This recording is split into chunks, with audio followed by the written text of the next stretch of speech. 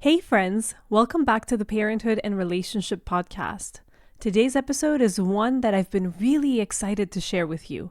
I'm joined by Lynn, a pelvic health physical therapist who sheds light on something so many of us never get taught: what really happens to the body after birth, how it affects our relationships, and why some postpartum issues linger for years if left unaddressed.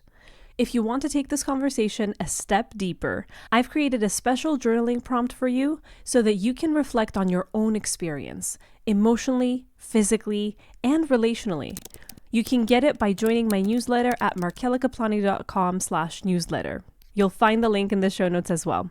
Let's get into it. Hi there. If this is your first time here, welcome to the Parenthood and Relationship Podcast. I'm your host, Markela Kaplani, a psychologist, a parenthood and relationship coach, and a parent myself. Together, we explore the transformative journey of parenthood and its profound impact on our relationship with ourselves, our partners, and our children, so that we can be present and show up as we envision without having to do more. Let's get into today's episode. So, hi, Lynn. Thank you for coming onto the Parenthood and Relationship Podcast. Thank you so much for having me. I so appreciate any opportunity I can get to share what I know, because I think what I do know can really help couples, especially after having a baby. So it's so important for moms to know what's happening in their body and why things might be feeling the way they are, and for partners to understand it all. So thank you for letting me be here. Thank you. Thank you for coming on. I think it's really important what you have to tell us today. So, I want you to start with an introduction about who you Okay. are and what it is that you do and how you help. Great. So I'm a pelvic health physical therapist. I've been one for over 30 years. And I discovered more than a decade ago that the bones of the pelvis need to widen. I mean, I didn't discover this. This is the mechanics of childbirth, is that the bones need to open and they need to move in different positions in order for a baby to come on out. And there's just this general assumption in the medical society that everything goes back together again right after birth. And I discovered that they don't, and that the bones of the pelvis can remain in what I'm coining an open birthing pattern after birth. So, what needs to happen is your sit bones, those two bones that you're sitting on right now, they need to splay apart for a baby to come on out. Your tailbone, your sacrum needs to lift backwards to widen the pelvic outlet for a baby to come on out. And we all just assume that the bones go back together again because there is somewhat of a recoil that happens in our bodies. But what can cause problems is when the baby either comes through in a crooked fashion, so we call that asynclitic, or the baby comes through occiput posterior, or OP, or sunny side up, or it's just a really big baby. Those can stretch our pelvic joints beyond their ability to recoil back to their original position. And what I discovered is that these bones are like still trying to get the baby on out, that they're stuck in this open birthing pattern. And then knowing the mechanics of what needs to happen, and then understanding what happens when we get into these different positions, I started noticing, oh, wow, the bones are affected by the position we're in when that baby comes out. And so, if you're working with a pelvic health PT and they're not asking you what position you were in when your baby came out, they're missing a big piece of the puzzle, especially if they're not addressing the pelvic bones after birth. And so, what we need to understand is that the pelvic bones need to widen for baby to come on out, but all of our pelvic floor muscles are attached to those bones that are being stretched open. And so it's like the pelvic floor muscles become a tightrope Mhm. and they become stretched.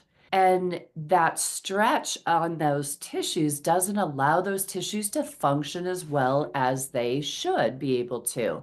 And so some of the issues that can happen because your bones are in this open birthing pattern is you could have back pain. You could have pelvic pain. You could have pelvic floor muscle weakness.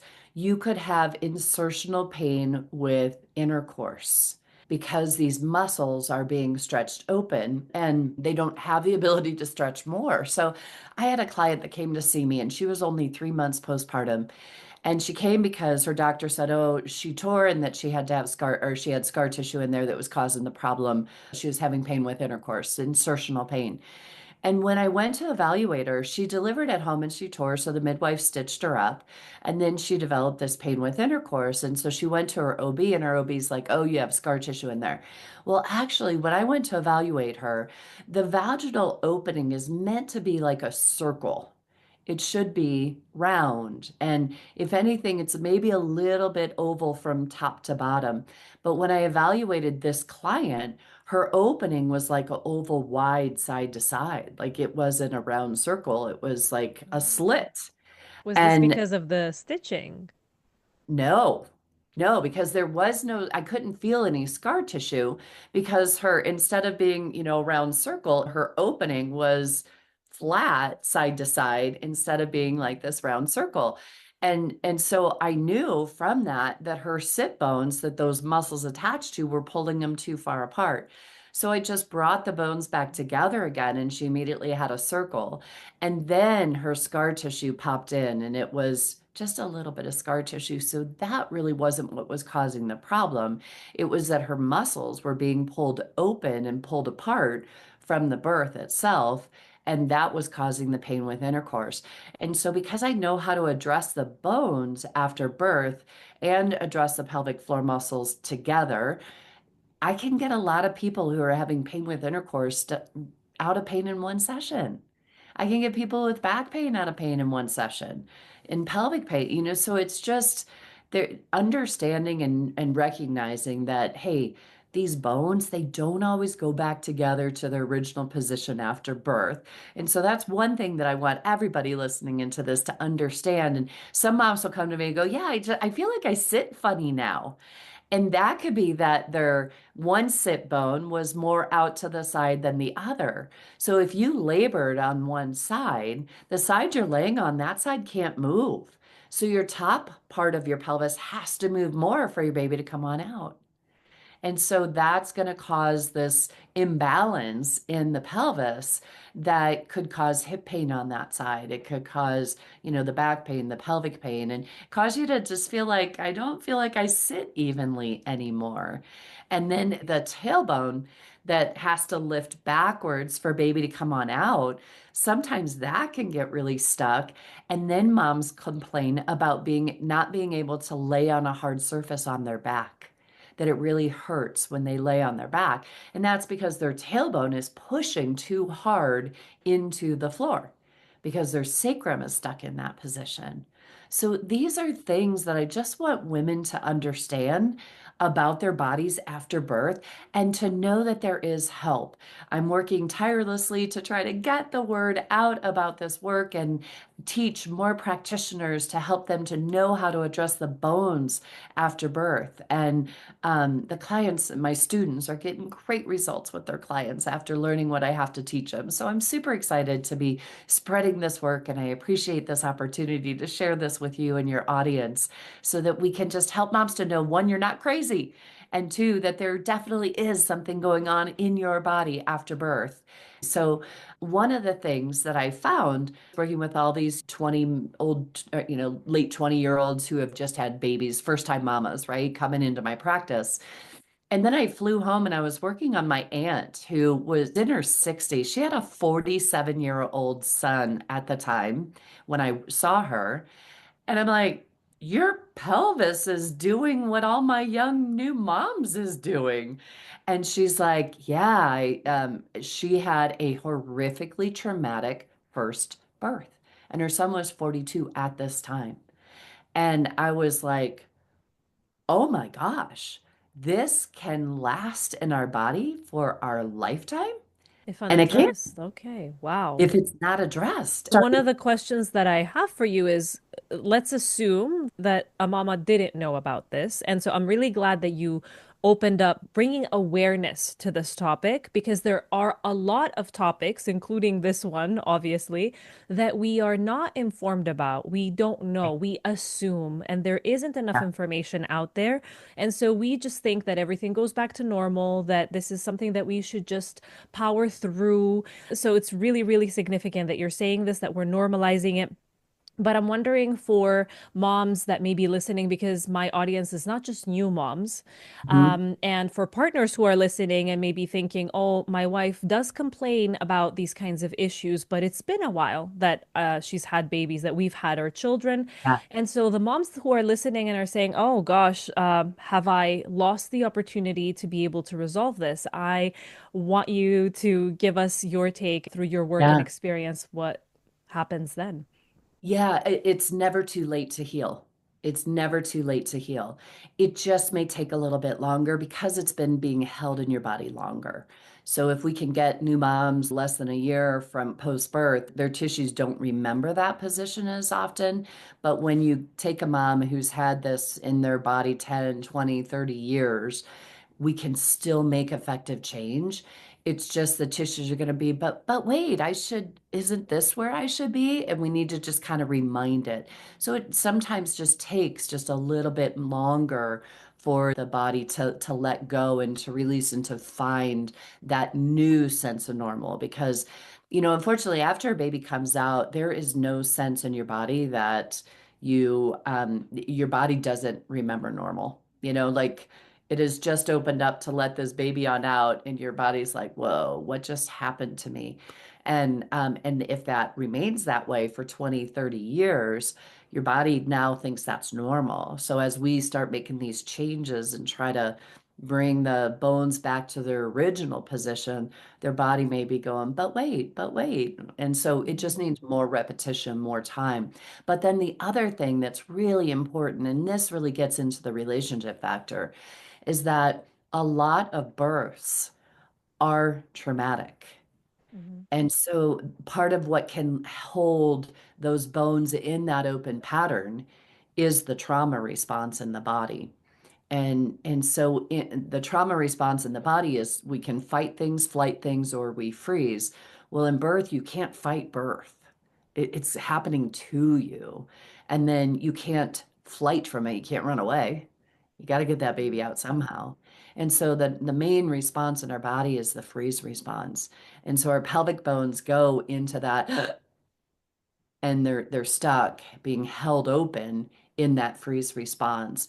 And I tune into it. I really know how to listen to the body and to the tissues, and I can sense when the pelvic space is like holding its breath, and there's that freeze response in there, and we need to address that, and then we can get in and help the tissues to recognize and recover to their original position so that things can function better. And men listening to this too, you can have secondary trauma just witnessing your wife's birth.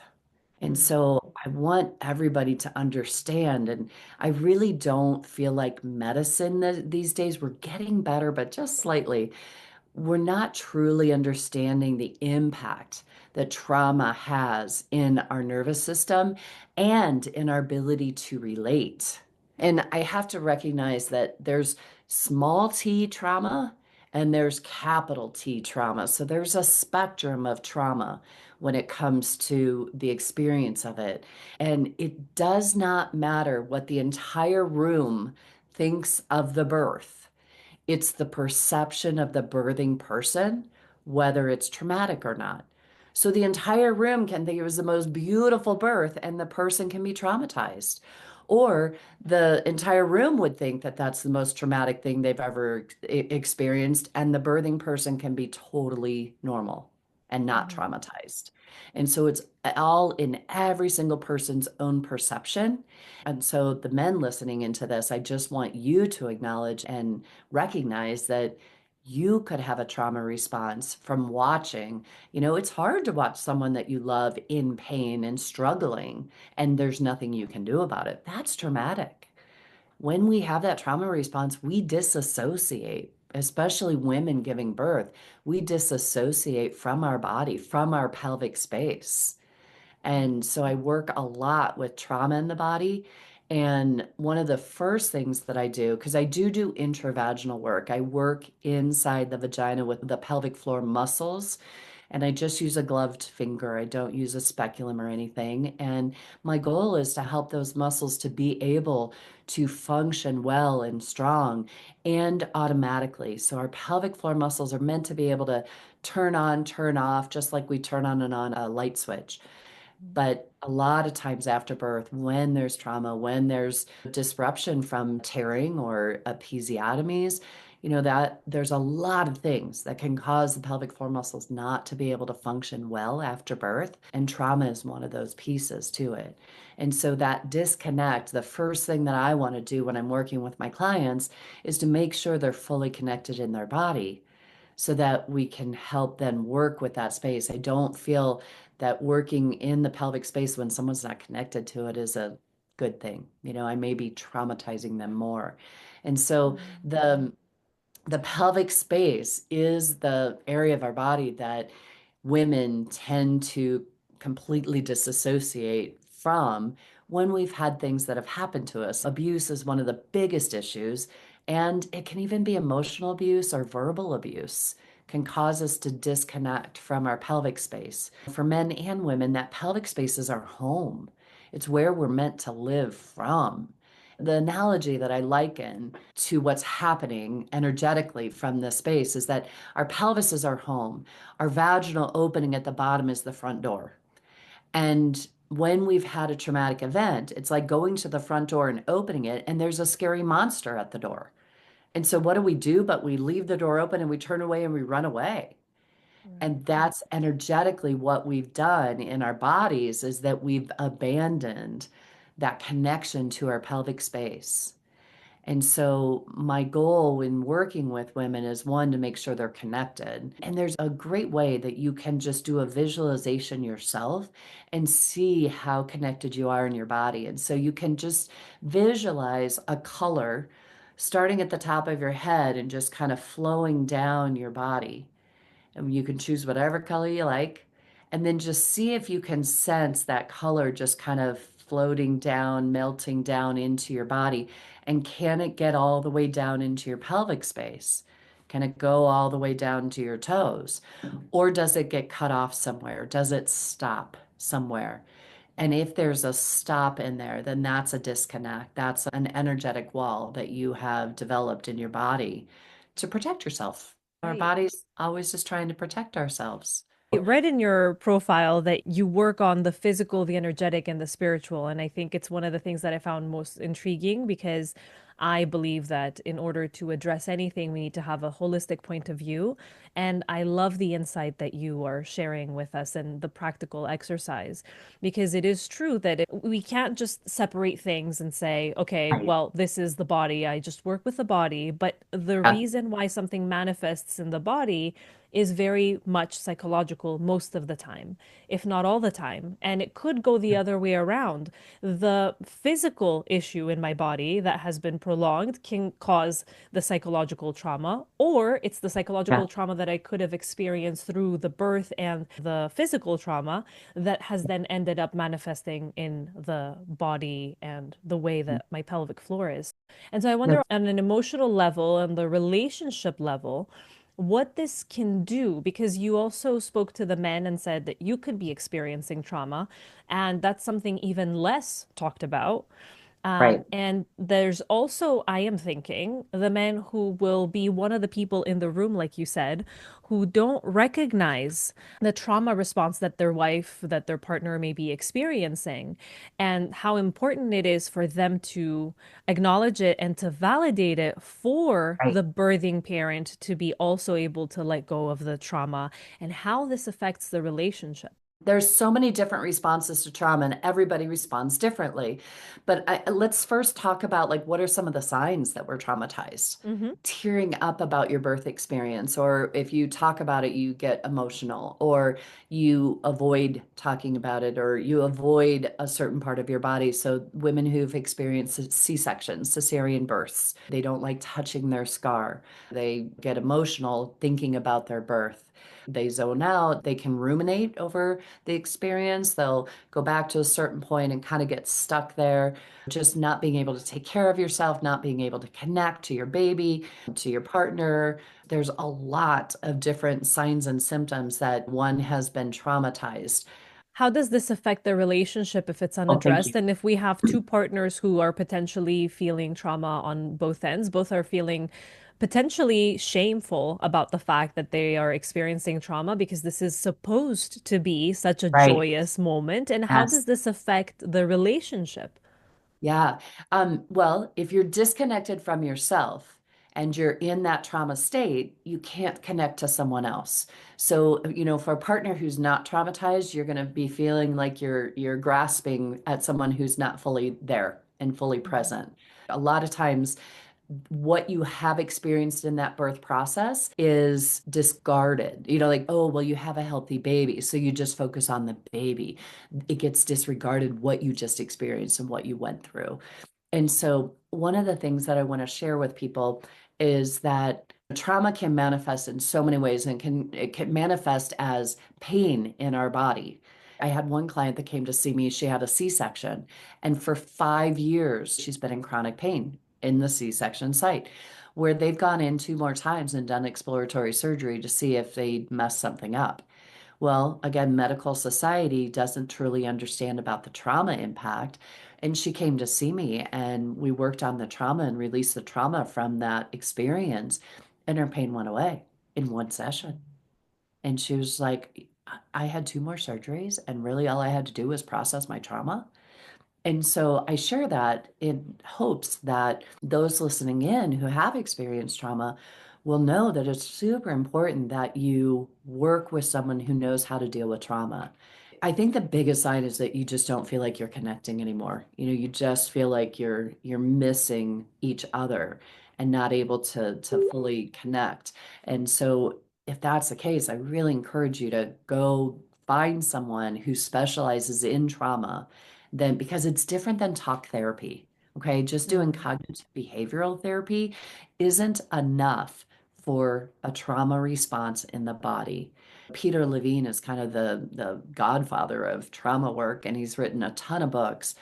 And he says one of the worst things we can do is tell a story from start to finish again, because it can re-traumatize us. And so when I'm Yes. working with my clients, I never want to have them tell me their entire birth story from start to finish. What I do is I ask them what stands out the most for you in your birth. However, I do want to say that I had a client that came to see me and she told me her birth was actually okay, but it was everything that happened afterwards was just trauma after trauma after trauma after trauma. And I'm listening to this story going, oh my gosh, what am I going to find in your body? Because there's a great book out there called The Body Keeps the Score Mhm. that talks about the trauma response and how it gets held in our tissues. I was listening to her story going, what am I going to do about all this? Is a lot, right? And I listened to her body. I didn't find any trauma stuck in her body. Okay, And how what do you I explain found was, that? well, after what I found was like before the birth. The only thing I found was before the birth. And I'm like, what did you do? And she said, I replayed the birth with my husband and my doula 3 times, going through what I felt in each moment. So that's a different process than just telling your story from start to finish. Because what happens when we're traumatized is we disconnect. The feeling is overwhelming to our system. And so that feeling being overwhelming, we disconnect from it. It's too much. We don't deal with it. And that's what gets stuck in our body. And so by her going back and reprocessing and going, oh, wait, now when that happened, I was starting to feel this. And you sense it in your body, that can help your body reprocess it so that it Mm. can heal it and move forward. So, what's happening to us when we're traumatized is our body, our physicality, and our mental, emotional, everything is living this timeline of our life from birth to death. And as we have these significant events that happen to us, it's like a part of us gets stuck in that moment in time, and yet the rest of us continues on. And if we don't go back and heal and work with that part of us stuck from that trauma response, then that part of us can't come into present day awareness. And that's our goal, is to bring all of us to this present day so we don't get triggered by what's unhealed, unprocessed in us. And so if you notice that your partner's more reactive and more, some of that could just be because they're exhausted because you have no sleep when you have a newborn in your house. And so there's hormonal changes, there's sleep deprivation, and there's trauma responses. And it's a big pot of soup, and you got to try to figure out, okay, what are we dealing with here? I think a lot of postpartum depression could be from these unprocessed and traumatized situations from the birth that just haven't been fully addressed yet. So I think recognizing, like, whoa, was I traumatized? Because it's amazing. Our body is so resilient. And you have this tiny little human being that is completely dependent on its survival, you helping it to survive, that your focus goes all there. There's a lot going on, and trying to tease it all out. I just want people to understand the physicality of it and the trauma response that could be happening. I work with moms. I can work with the moms anywhere. We can do a Zoom call and we can help replay and process that birth trauma and clear it from your body so that you aren't as reactive from the birth. But I would highly encourage anybody listening into this thinking, yeah, I think I might have had some trauma from my birth, to please go get support and work with someone who has that trauma training so that you can heal that, so that you can come together and have a greater connection with your partner. Mm.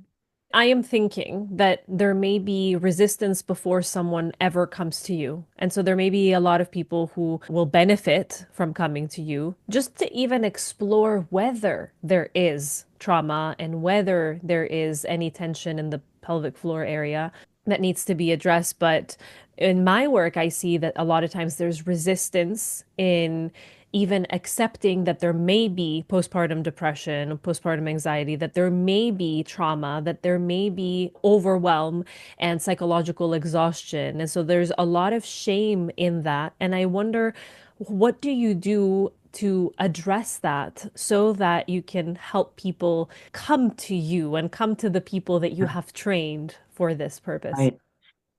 The first thing I love to do is just honor and acknowledge what is. Mm. We try to put on this perfect facade. Social media has done us such an injustice in our life because we see all these picture perfect lives, but it's hard. Childbirth is hard. Childbirth is strenuous on the body. Raising and trying to figure out how to take care of a baby that comes with zero instruction manual and you're sleep deprived. It is freaking challenging. So honoring a person where they're at and just acknowledging, yeah, I'm tired. Yes, I'm stressed out. Yes, I may be depressed. Helping them to just acknowledge where they are is the first step. We have to acknowledge it before we can do anything to change it. I think just letting people know that it's okay not to be okay. And this is why you're on this podcast. You're spreading the word. This is Yeah, the first step. Mm. it's okay not to be okay. And to acknowledge that is the first step to be able to make change. And so I just want to normalize the not okayness. Yes. And I think if we can just honor women where they're at, what I notice in my work, we want to kind of brush things off and, oh, you'll be okay. Oh, you're okay. We do this to our kids all the time. Oh, you're fine, honey. You're fine. You're fine. No, Right. they're The not. toxic They're crying. positivity that basically just dismisses feelings altogether. Yes, yes. And so, the first thing I do is like, yeah, that was overwhelming for your system. That was overwhelming to your body. And I think as I just acknowledge that back to the people that I talk to, they're just like, wow, I feel seen. I feel heard. And I think that Validated. makes, yeah, I think that makes them feel more comfortable in coming in. And I also want moms to know they're not alone. They're not the only ones feeling this way, that it's very common. but it's not normal.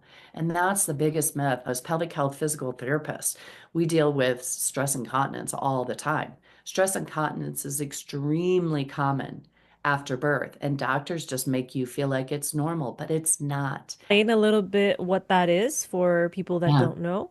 Sure. Stress incontinence is when you leak urine, when you laugh, cough, and sneeze or exercise, or there can be frequency or urgency where you can't get to the toilet on time. You leak urine before you get to the toilet and sit down to pee. And so that incontinence, that leaking of urine when you don't want to be, is a very common issue that happens to women after childbirth. And no matter how the baby comes on out, I think it's just a side effect of pregnancy. And there's a couple of things that are going on there. And one is that the way that our belly gets stretched out during pregnancy, the lower part of the belly gets more stretched out than the upper part of the belly. So the belly part by your ribs are stronger than the lower part after the baby comes out. And if we don't know how to effectively strengthen the entire belly in a way that helps to keep the stresses off our bladder, we can develop habits and patterns where the upper part of our belly is contracting more than the lower part. Because the lower part, because it gets more stretched out, it gets more lazy and it needs more effort to get it to turn back on again. And so Mm. you really need to engage that lower part of your belly at more so than the upper part of your belly so that you can avoid that stress incontinence. Because when you go to laugh, cough, and sneeze, if you're squeezing really hard up by your rib cage, that pressure is going down and it's hitting your bladder and causing you to leak. If you put your hands on your lower belly and you just cough, does your lower belly come in or does it go out? That's our cough test that we do. And if your belly goes out, that's telling you that your upper part of your abdomen is working more than the lower part. Hmm. And so you need to work to help get that lower part to kick in more to keep the stresses away from your bladder so that you could stop leaking.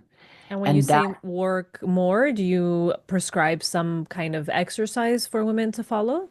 yeah, just a matter of putting one hand on the upper part of your belly and the other hand on the lower part of your belly. And as you draw your belly back, your lower part should be working just as hard, if not harder, than the upper hand. Okay. So when you go to work, because the upper part didn't get as stretched out, it's stronger. So it's easier for it to draw backwards than the lower part. And so you need to work and get that lower part working more so that you can get the entire structure working together as a unit instead of the upper part pressing and that lower part pushing out. So, am I Okay. to assume that this would be a special kind of exercise so that while you're exercising in a typical way, you might be working both parts the same, and so you're making the upper part Yeah. even stronger and still the imbalance remains? Exactly. So if Okay. if you like do crunches and every time you crunch, your lower belly pushes outward, you're making that upper part stronger and you're Mm. not changing the dynamic between the two. And so you really need to engage that lower belly more. It's all one sheet of muscle, like there's layers, different layers. But because that lower part just gets more stretched out with the baby because it sits lower, it just gets weaker. And so it needs a little extra attention to it to make sure that you engage it and bring it back in with everything you do. So if you're lifting weights on the exertion, you really want to make sure that that lower belly is coming back up. There's one gal that talks about an up arrow. So, and that's why it's so important for your pelvic floor muscles to kick back in because your pelvic floor muscles are connected to that lower part of your belly. And so if you can start with a pelvic floor muscle contraction, that should bring your lower belly back up and in. And so then it's like from down up, we're contracting that belly in versus top down. So the top down is going to be putting more force down versus that bottom up contraction is going to take the stress away from the bladder. So you stop peeing when you go And to exercise. on a practical level, if this is left unchecked, right? Mhm. So I'm not just talking about the muscles, but I'm also referring to what you said about the bones being more open and out of place. I don't know how to Yeah. describe it the way that you're describing it, but I'm thinking if this is left unchecked and then a woman wants to get pregnant again, Uh-huh. is that going to be problematic in some way? Is this why a lot of women will have a difficult pregnancy the second time around and will need to stay put for several months? Great question. Thank you so much. It's one of the great points, or main points I want to get across is that if you, so the biggest issue that will show up in a subsequent pregnancy if you are stuck in this open birthing pattern is pelvic pain. So I see a lot of women in pregnancy that develop pelvic pain. And if it's a subsequent pregnancy, my number one question I ask them is, did you have this pelvic pain in your first pregnancy? And if the answer is no, then I know that this pelvic pain is because their bones are still open and affected from that first birth. And when I'm able to help bring those bones back to their original position, that pelvic pain goes away a lot of times in one session. When the bones are in this more open position, your pelvis is a little more unstable. And so, what people tend to do to try to stabilize themselves is they like tuck their bottom underneath and they tuck their bottom to try to stabilize things. Well, actually, that causes the pelvic organs not to be as supported than when we're in a good position. So, when our pelvis is in a neutral position, the pubic bone in front is acting like a shelf of support to the bladder and the uterus. So, the pubic bone is more in a position like this, and the bladder sits right here, and the uterus sits right on top of it. But when we tuck under, our pubic bone becomes this angle, and now our bladder and our uterus don't have the shelf of support. It becomes a slide more. So tucking under to try to stabilize yourself can actually cause more problems in the long term with pelvic organ prolapse.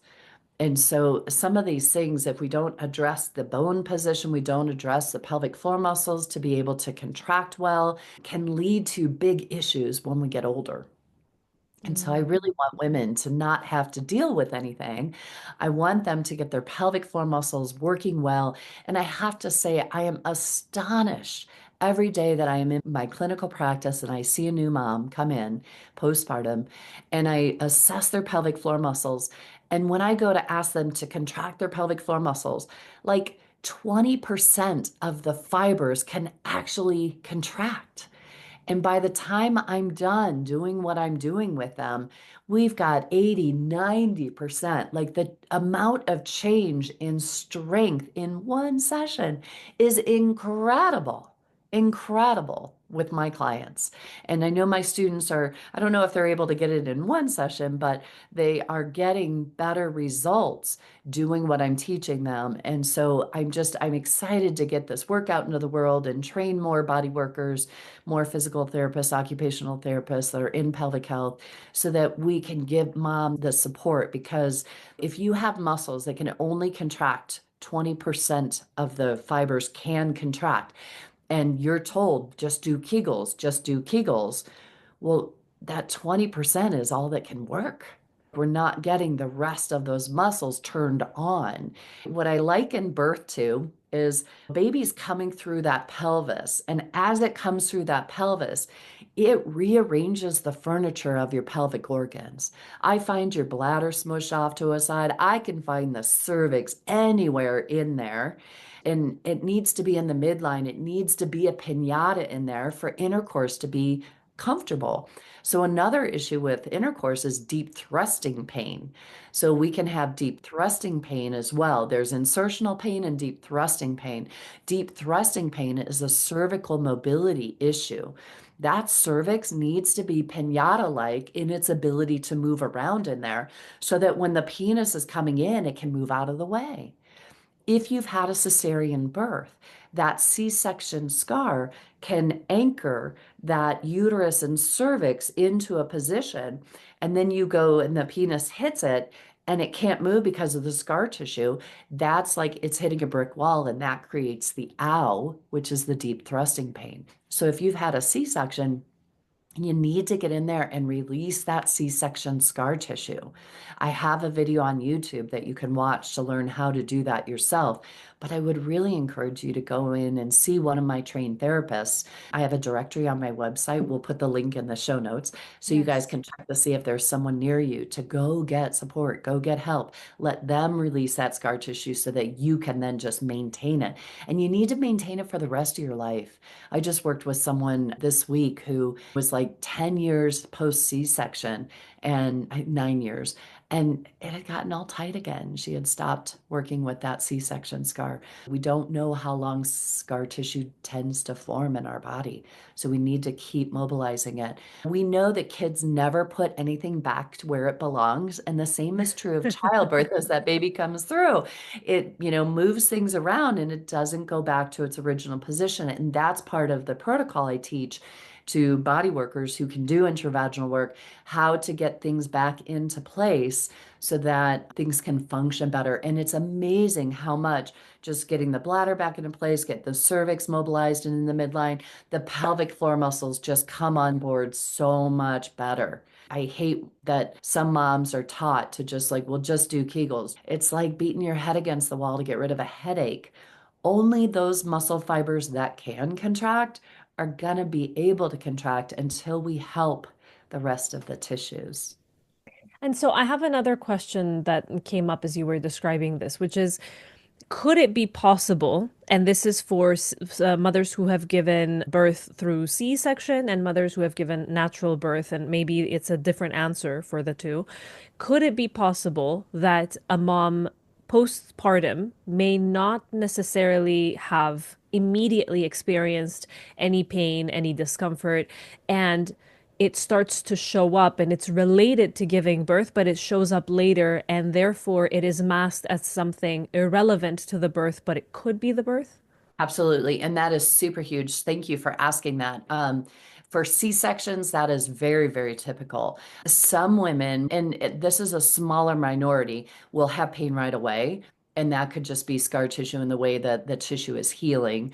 But for the majority of people, the scar tissue issues from cesarean birth sometimes don't show up to 10 to 15 years down the road. And by then, nobody's thinking about the C-section scar that could be causing it. Okay. So there's three issues that C-section scar tissue can form. And I talked about one being the deep thrusting during intercourse. That pain can be from C-section scar tissue, but bladder frequency after C-section scar, that the scar tissue forms very haphazardly to heal the tissues in that area. And it can inhibit the bladder from being able to expand. And the bladder has stretch receptors in the wall of the bladder. And once the wall gets stretched, that sends a signal to the brain that you got to pee. Well, if the scar tissue is causing those signals to stretch, then that's sending that signal to the brain. I got to pee, but you just peed 20 minutes ago. And so getting in there and releasing that scar tissue allows that bladder to be able to expand further. You be able to hold more urine before you have to go to the bathroom. So that's the second issue. And then the third issue is low back pain.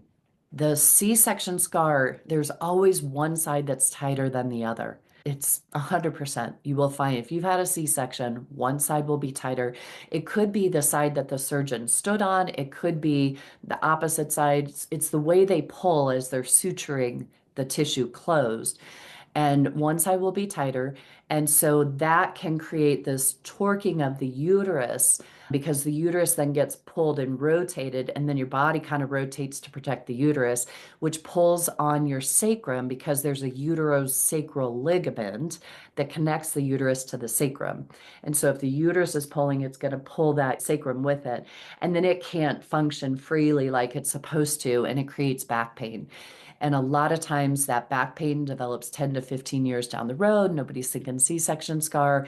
And they go to chiros, they go to PT, and nobody's addressing the C-section scar. I had a girlfriend who has the same age boys as I did, and they were like 8 and 10 when this first occurred, but she was getting ready to go camping and her back went out on her. And so she came to see me, and all I did was work on her C-sections. She had had 2 C-sections with her boys. So I released her C-section scar. She got off my table, didn't have back pain, was able to go camping the next day. 2 years later, She was getting to go, ready to go camping, and her back went out on her again.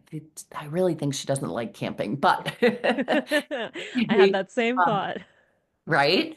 Her back goes out on her. She comes in to see me, but this time she had had knee surgery and ACL repair 6 months prior. So she had been hobbling around on a bad knee for 6 months. And so I adjusted her pelvis, I adjusted her low back, I worked on her knee and her leg and her hip. And I saw her the next day and she's like, no, I'm still in pain. Oh, it was at a school picnic. And I'm like, oh, I never worked on your C-section scar yesterday. So I lay her on a picnic table. I get in there and I release her C-section scar tissue. And she gets off the table. She's like, yeah, I have no pain. I'm like, okay, you need to work on your C-section scar and keep it released. Your back pain will be fine. She had been seeing chiropractors for years and nobody's addressed her C-section scar. Okay, So, so it's something that needs to be happening at steady intervals, is what I'm yes, understanding. And I'm also yes. wondering what happens for women that have given natural birth. Is that a Yeah, common experience for women to experience later in life issues that may be related to the birth and may seem yeah, irrelevant? right. So remember, we were talking about that open birthing pattern, the pelvis being slightly out of position. Our body is amazing at adapting.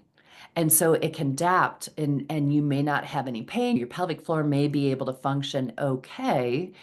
But when you get pregnant again, we talked about that. That is a slightly unstable position for your bones to be in. And then you add a pregnancy on top of it, and that's what creates the pelvic pain because that pregnancy hormones makes you even more unstable, and that's what creates the pelvic pain. I would say the majority of the clients come in to see me only have about 20% of their pelvic floor muscles being able to activate well in doing a contraction. And so to me, that's not fully supporting our core and our ability to protect our pelvic organs. And if we don't do that rehab, remember we were talking about that belly jutting out forward when we go to cough. If that persists over time, now when we're 60 and 70 and 80 years old, we're then going to develop stress incontinence and potential prolapse because we need to understand our from the diaphragm to the pelvic floor is a canister. It's a canister of in your abdominal wall and your back. It's a canister of pressure. And that pressure's got to go somewhere. If your pelvic floor isn't strong enough to maintain the pressure of that cough, remember when you cough and your belly goes out, that pressure is going to its weakest link. And so if your pelvic floor is that weakest link, then that pressure is just going to keep going down. And over time, it's going to develop problems. It is my dream and goal that every person who gives birth will get an appointment with someone that I've trained because then I know that they'll get the support that they need in healing their body after birth. If we address it in the way that I teach others to do so, we get people back to their 100% function. So, Perfect. So we yeah. could be talking all day about this. I think this is a very important topic. I'm very glad that you came on the show. And I would like, before you leave us, if you could share one essential piece of advice, the one thing that you would hope that our listeners could keep from this conversation if they were to remember just one thing. Wow.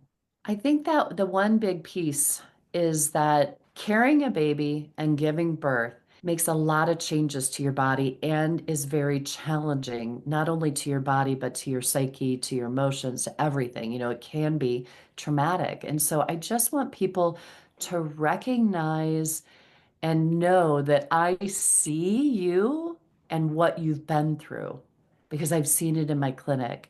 And I wish I could change a lot of our birthing practices, especially in the hospital. And I wish I could change this idea that you have to be okay after birth. I want people to know that it's okay not to be okay and to know that there is help, though. That's the key. There's always help and there's always ability to heal. Your body is amazing, it's resilient. And if you've been challenged from your childbirth, just please know that there is support out there. and that you can recover and that you don't have to just live with it. That's, I think, the message that a lot of OBs give moms. And they just feel like they have to, like, oh, okay, well, this is what it's going to be like for the rest of my life. And that's not true. That is so not true. And so I just want to honor women for what they have gone through and give them hope to let them know that healing can happen no matter how old your baby is. Right. This resonates a lot with me. It's a message that I share a lot on this podcast, which is that just because this is natural in a sense that we Mhm. were made to do this, our body was made to do this, and just because millions of women have done it before us, it doesn't mean that it's supposed to be easy. And it Yeah. doesn't mean that it doesn't cause any issues later, that it doesn't need to be addressed, and that we should just allow it to happen as if it's part of the experience or that it's not supposed to be. But if I talk about it, it may mean that I'm the odd one out and that there's something wrong with me, that I am failing. So I love that your biggest piece of advice centers on normalizing this, validating that it is hard Yeah. and that it will cause some kind of an adjustment to our body at the very least that we need to understand is okay and that there is help out there. Yeah.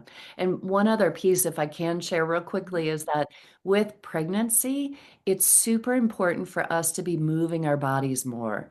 I would say that if you are pregnant, you should be at least walking 2 miles, if not 5 miles a day.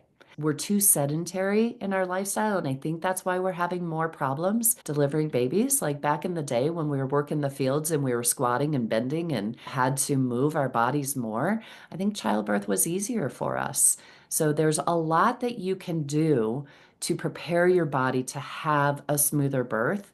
And one of the biggest things is moving your body more and getting more mobility in there and stay off your tailbone when you're sitting. So if you guys are in that pregnancy mode, you need to make sure your baby gets in the best position possible before you go into that labor, and that aches and pains should be addressed before you go into labor, because if they're not, they can impact your labor. So there's a lot that we can do to set ourselves up for a smoother birth and a faster recovery. Thank you so much for sharing your wisdom with us and your experience. I hope that everyone has listened very carefully and that they will visit your links that I will make sure to put in the show notes and that you keep on training more people. Do you have anybody trained here in Greece? In Greece, ooh, that I don't know about that, Markella. I don't. Because You I know, live in Greece and I do have listeners from Greece, so I think it would be a gift to themselves if they just went in for an assessment to see if uh, there's anything at the very yeah. least. Right. Well, I would have to say, so my courses are taught online. So if you are a mom and you are working with a pelvic health physical therapist, please let them know about my work and encourage them to take my online classes. And also let them know I'm going to be in the UK in July. This is 2025. Be in the UK teaching this year so they can fly up to study with me live and in person. And if we get a big enough group, I'd love to come to Greece and teach a group of Awesome. professionals that want to learn how to support moms better in the recovery after birth. Thank you again for coming on. I Awesome. wish you all the best. Thank you so much for having me. I so appreciate this opportunity. Thank you. Thank you.